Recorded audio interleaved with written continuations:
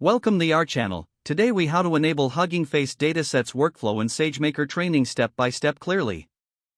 To enable Hugging Face datasets workflow in SageMaker training, begin by logging into your AWS Management Console. Navigate to the Amazon SageMaker service. In the left-hand menu, choose Notebook Instances. Click on the Create Notebook Instance button. Fill in the necessary details for your new notebook instance. Select an appropriate instance type based on your training needs. Under Permissions and Encryption, choose an IAM role with the necessary permissions. Once you've configured the settings, click on Create Notebook Instance. Wait for the notebook instance to be in the in-service status. Now, click on the Open Jupyter link to launch the Jupyter Notebook environment. In Jupyter, start by creating a new Python 3 notebook.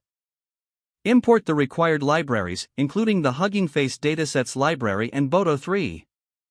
Use pip to install the Hugging Face Datasets library if it's not already installed.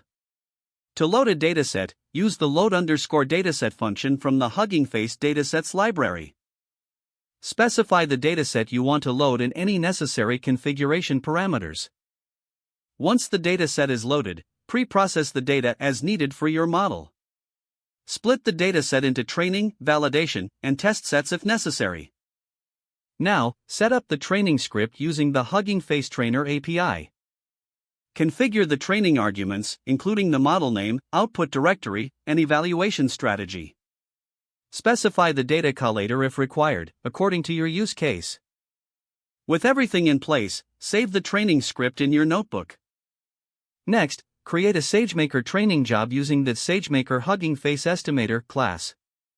Define the estimator with the training script location, hyperparameters, and resource configurations.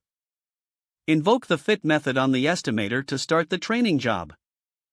Monitor the training process through the SageMaker console.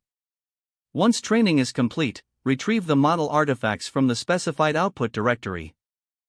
Evaluate your trained model on the validation and test datasets. Finally, use the model for inference as needed in your application.